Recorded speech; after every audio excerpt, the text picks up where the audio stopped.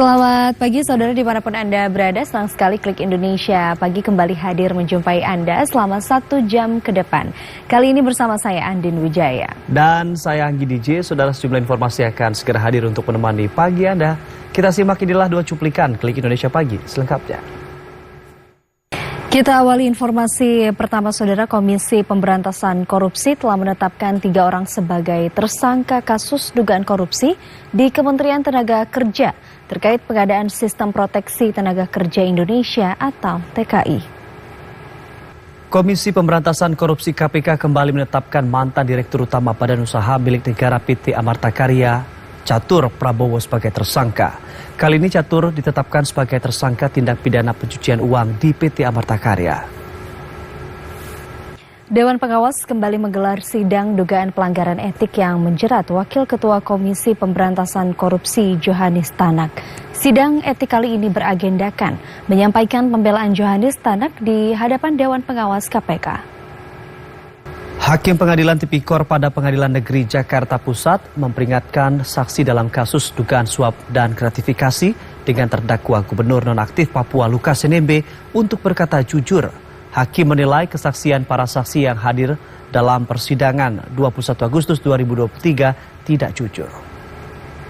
Sementara itu, Pengadilan Tindak Pidana Korupsi pada Pengadilan Negeri Jakarta Pusat menunda pembacaan vonis terhadap mantan Direktur Pemeriksaan dan Penagihan Direktorat Jenderal Pajak Kementerian Keuangan Angin Prayitno Aji hingga pekan depan. Dalam perkara ini, Angin terjerat penerimaan gratifikasi dan tindak pidana pencucian uang periode 2014 hingga 2019.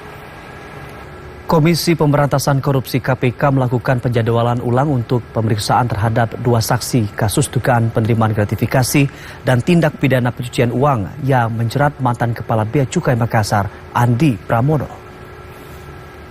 Menteri Politik Hukum dan Keamanan Mahfud MD menyatakan proses kasus pencucian uang 349 triliun rupiah berjalan. Menko Polhukam menegaskan Satgas Tindak Pidana Pencucian Uang tidak diam dan terus bekerja. Menteri Komunikasi dan Informatika Budi Aris Setiadi menyebut ada oknum bank yang sengaja menjual data pribadi nasabah. Pemerintah telah menindak dengan memberi sanksi denda terhadap bank tersebut. Sejumlah informasi lainnya akan kami hadirkan usai jeda berikut ini. Tetaplah bersama Klik Indonesia Pagi, TVRI.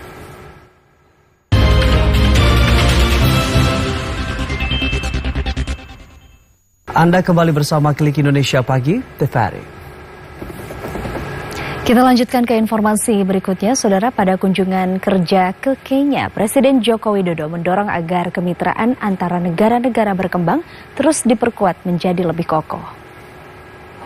Pada pertemuan bilateral dengan Presiden Republik Kenya, William Ruto, Presiden Joko Widodo sepakat untuk memperkuat kerjasama antar negara dengan Kenya.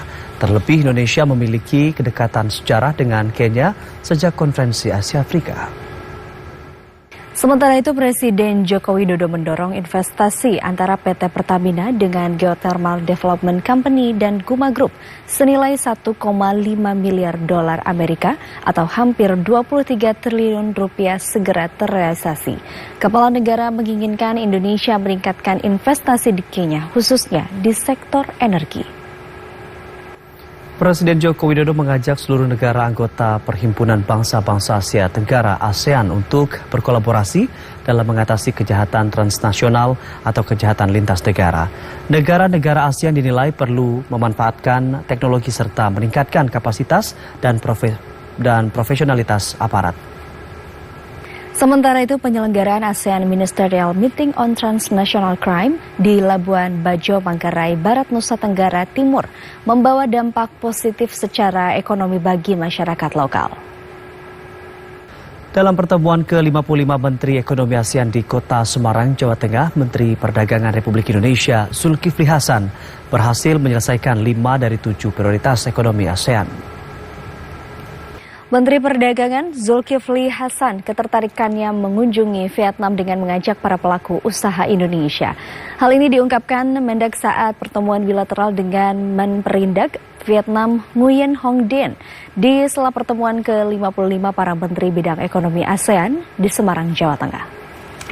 Kita beralih ke menuju pemilu 2024. Saudara, Jaksa Agung Sanitiar Burhanuddin menginstruksikan jajarannya agar tidak memeriksa calon presiden dan calon wakil presiden serta kepala daerah sampai pemilu 2024 selesai. Jaksa Agung juga meminta jajaran mengantisipasi indikasi pelaporan terselubung yang bersifat black campaign atau kampanye hitam yang dapat menghambat proses pemilu.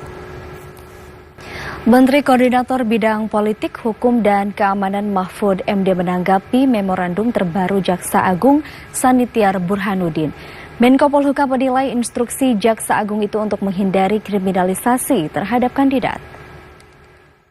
Komisi Pemilihan Umum KPU akan melibatkan Badan Pengawas Pemilu Bawaslu dalam revisi aturan terkait kampanye. Revisi itu diperlakukan karena Mahkamah Konstitusi mengizinkan peserta pemilu berkampanye di fasilitas pemerintah serta pendidikan dengan sejumlah syarat. Ketua Umum PDIP Megawati Soekarno Putri membantah pemberitaan yang menyebutkan hubungannya dengan Presiden Joko Widodo tidak serasi.